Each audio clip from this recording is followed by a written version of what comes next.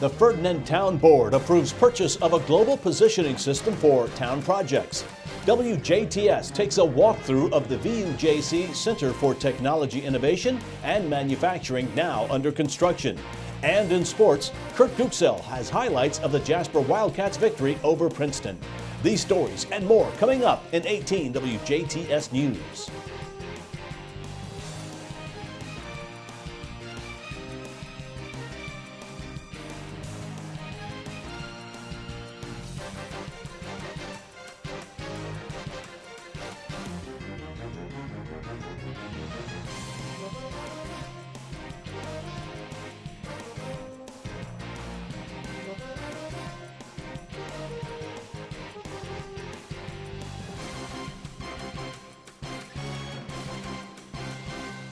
This is the WJTS News. I'm Bill Potter. Thanks for tuning in.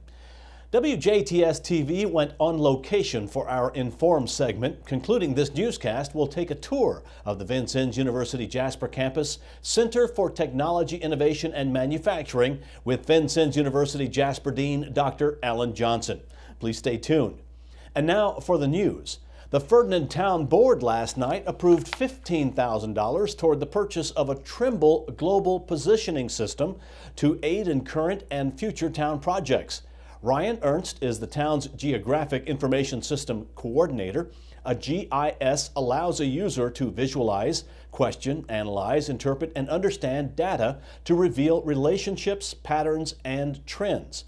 Ernst says the technology will save town workers time looking for utilities. To map our utilities to make sure they're where they say they are, so we can find them in case of an emergency. We can also inventory all of our utilities so that we know how much feet of pipe, how many manholes, how many customers we have, water meters, etc., just so we have a good inventory. A representative from Trimble told the board the town will have a 1-year warranty for coverage of hardware and software and a 2-year agreement with Trimble for mapping and technical support.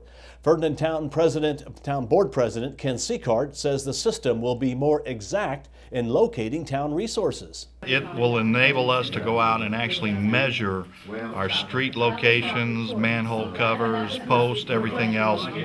They were telling us that it would get it down to like a 4-inch difference, and it's going to be exact up to 4 inches. We signed off on an agreement that will give us coverage for 3 years. So in other words, we've got time in case something happens to it. They also come in and give us training. They will also actually take pictures. The unit takes pictures, so we'll actually be able to input those pictures into our GPS system that we'll have. So we're looking forward to it being very beneficial to what we do here at the town. Seacard also believes the technology will save time and money. Engineers will be able to export collected data to various formats, including AutoCAD and Google Earth. The Trimble device will also be able to measure elevation up to 6 inches. The town board also questioned last night whether it can switch to another contractor for its pedestrian bicycle trail project. Seacard says the town will be solely responsible for the construction and assessment fee. And right now we have some cost figures that we have to work out to see, hey, is this really what we want to do?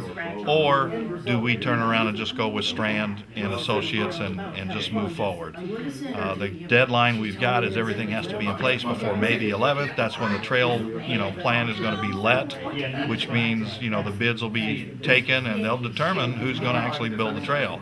So we're hoping yet this year that we'll get those trails in, and these are the trails by the YMCA, the library, and it links into our 18th Street Park Trailway. So, very important piece to us. It's been a lot of years in the making, and we're trying to get it put to bed. The town board will discuss the issue further while comparing estimated figures from the Indiana Department of Transportation. In other town business, bids will be taken starting Monday, February 18th for the sale of the old police station. Also, last night, a hearing was set for March 12th at 8 p.m. for additional appropriation of $95,000 for the 18th Street Park. The board also approved opening a part-time position for an electric department lineman who would also be on call for the town's utility department. The city of Jasper will be down a few public safety officials or officers as 5 people have recently resigned while 1 has been suspended.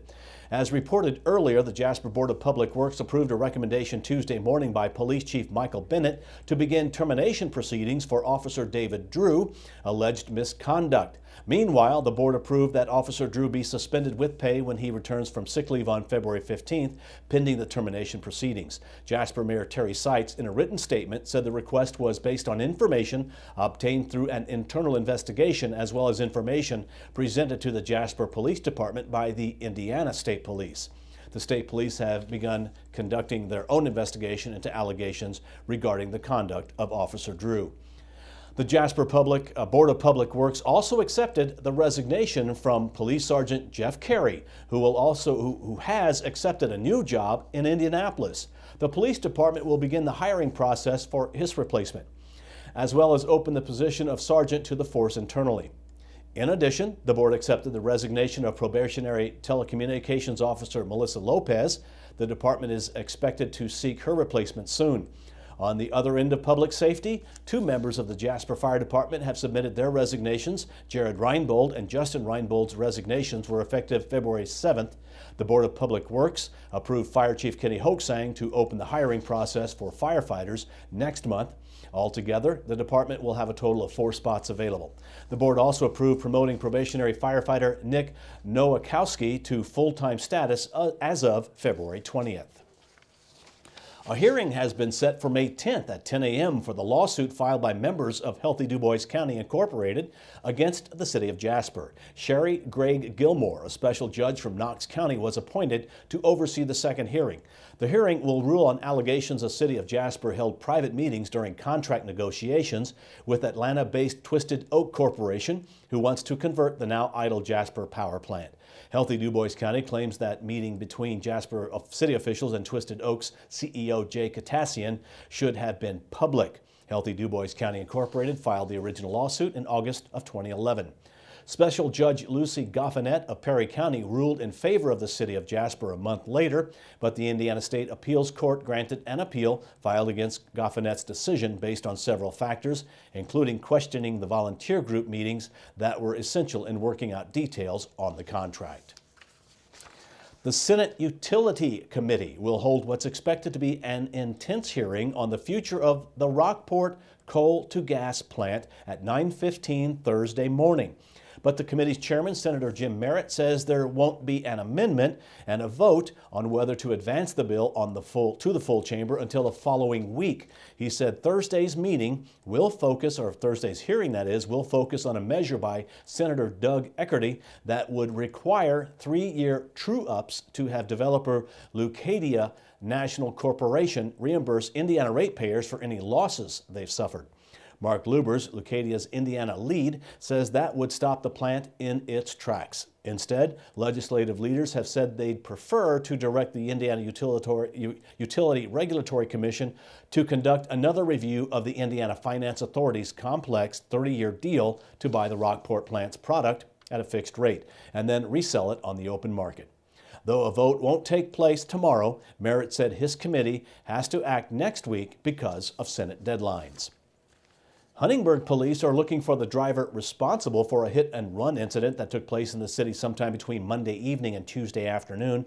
Colton Willis of Huntingburg told Huntingburg police he parked his pickup along the north side of the 200 block of East 4th Street in front of his home around 10:15 Monday night. And when he returned to his vehicle Tuesday afternoon at about 4 o'clock to head out for work, he noticed it had been struck. No word on the amount of damage to the pickup. Huntingburg police urge anyone with information about this incident, give them a call at 683-4111. The Dubois County Sheriff's Department is looking into the report of a county resident who says she has been the target of an attempted scam. A resident living along the 100 block of East 5th Street in Ferdinand told the Sheriff's Department they recently received a call from a person who claimed to be a representative of the Publishers Clearinghouse.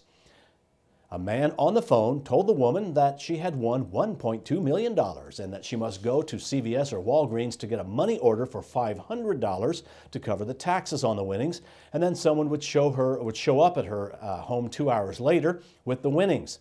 The caller said that if she did not get the money, that the winnings would be donated. Of course, folks are reminded that if they feel they may be the target of scams similar to this, they are to contact and report it to local law enforcement. Next, it's a look at weather and sports, followed by WJTS Inform. On 18 WJTS TV, we are local people watching local people.